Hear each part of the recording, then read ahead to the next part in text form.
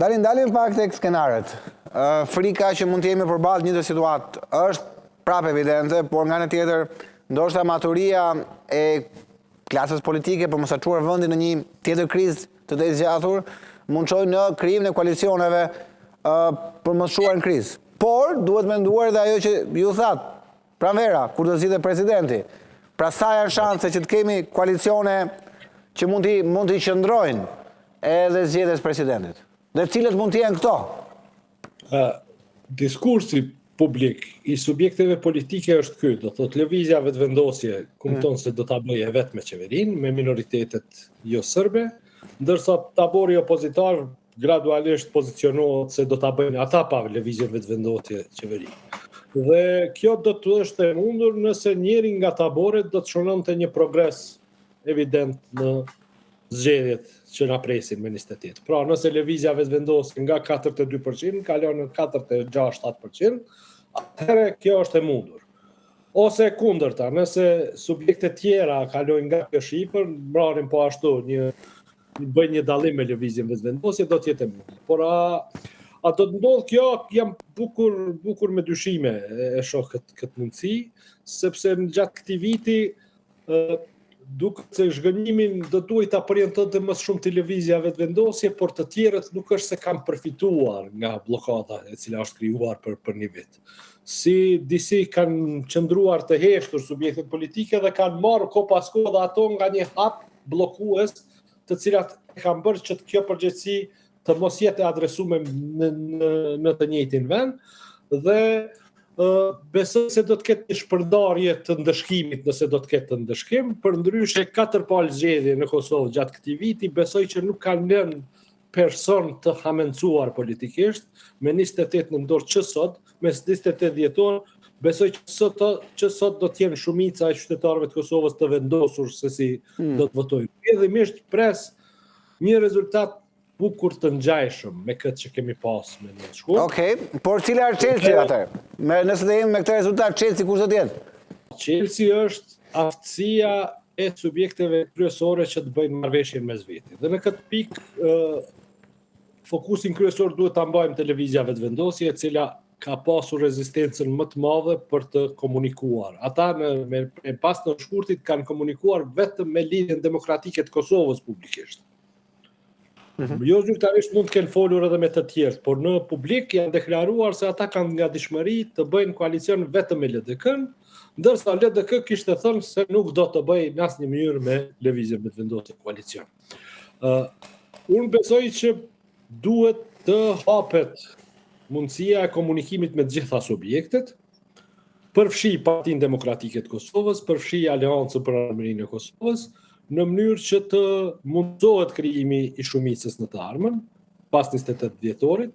Në anën tjetër, tash nuk mund të fajsojmë Partinë Demokratike dhe as Aleancën për asgjë në vitin e kaluar, sepse ato thjesht nuk kishin ftesë nga lëvizja vetëvendosje. Pra ato mund t'i kishin thënë jo, por nuk i kanë thënë sepse nuk ju apo ftesë asnjëherë nga Albin Kurti. Dhe unë besoj se kjo duhet ndryshoj, por që të ndryshoj kjo gjë duhet fillimisht të ndryshoj diskursi i diskutimit publik që bëjnë, që gradualisht të kalojmë nga fyerjet tek argumentet, tek biseda më e shtruar politike, e cila do të mundsojë një hapësirë të re për komunikim mes subjekteve politike. Unë shoh këtë të mundur, ta them të drejtën, një paraqitje të fundit të zotit Kurti, mu duk se kishte rregulluar diç gjuhën dhe filloi të më duket po gjë pak më e arsyeshëm, që më jep një dozë shprese se në kokën e tij ka filluar të mendohet ideja e një marrëveshje politike pas. Ose si thot populli jon, ka vënë mend. Të shpresojmë, sepse zoti Kurti ditë të jetë taktik, por unë dua ta interpretoj pozitivisht intervistën e tij, në cilën pat një gjuhë më të matur ndaj opozitës, por pat një gjuhë më të matur edhe ndaj listës sërbska, ndaj bashkisë ndërkombëtare në përgjithësi. Pra ishte një Albin pak më i zbutur nga që kemi parë, jo i acaruar si me 9 shkurt, si me në zgjedhjet e vitit të kaluar.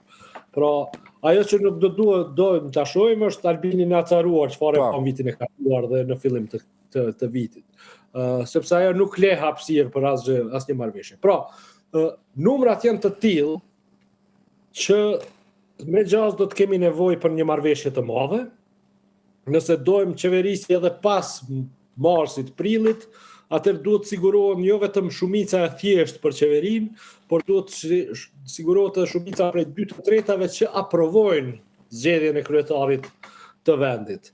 Këtë do të mund ta bëjmë vetëm 2 kombinime, pra vetvendosja dhe PDK-ja, ose vetvendosja dhe DK-ja ndoshta edhe AK-ja në Po Yll, pra ti paktën nga kjo analizë unë arrit kuptoj që ti PDK-n e sheh forcë dytë. Po, absolutisht. PDK-ja është aktualisht forcë dytë. Dakor, po pra ti thua vijon të jetë sërish forcë dytë, pra nuk humbet gjë. Po do të jetë një garë mes PDK-s dhe LDK-s për vendin e dytë, por ka një avantazh të PDK-s që është që mbahet nga nënshkurti dhe nuk duket. Bedri Hamza, çfarë impakti ka sipas? Ose deri tani, do të më trego pak impaktin mes njerëzve, tezëve PDK-s, si kryetar tashmë. Bedri Hamza, si kryetar i ri. Bedri Hamza ka qenë kandidati për kryetar, për kryeminist. Tash është bërë edhe kandidat është bërë edhe kryetar. Ajo që mu duk e rëndësishme se nuk shon një rëndësi të madhe në raport me publikun. Ai ka bërë një rezultat të mirë zgjedhjet e kaluara duke qenë kandidat për kryeministër.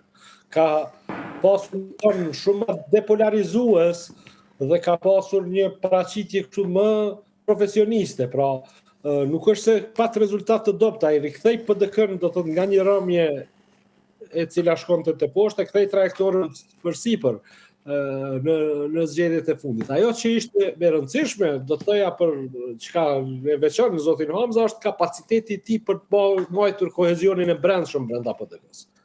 Pra, në zgjedhjet lokale patëm një shkputje të Ramiz Ladrovcit në Drenas, që është një prej pikave kyçe të mbështetjes për Partinë Demokratike. Ai doli nga subjekti politik dhe mbundi PDK-n në Drenas.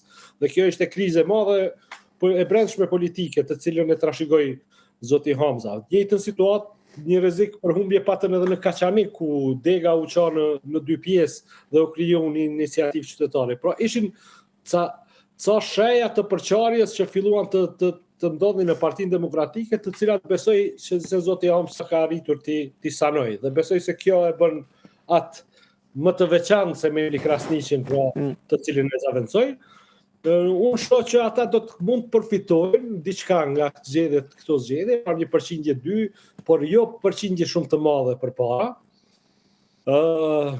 Besoj se do të mbesi në vend të dytë, por nuk e shoh se do të bëjnë një progres të tillë që ta bëjnë lëvizjen e vetvendosje të panevojshme në matematikat post-zgjedhore. Pra, ajo që mendoj që do ndodhë është një PDK më e forcuar se 10 muaj më herët, po e cila është në pozicion do të favorshëm për të bërë një marrëveshje me lëvizje vetvendosje, ose në pamundësi të arritjes një marrëveshje me to, ti prish qeverisë e cila përbëhet nga opozita, qoftë për disa muaj, qoftë ndoshta edhe për një periudhë më gjatë nëse ata bëjnë një zgjidhje për president.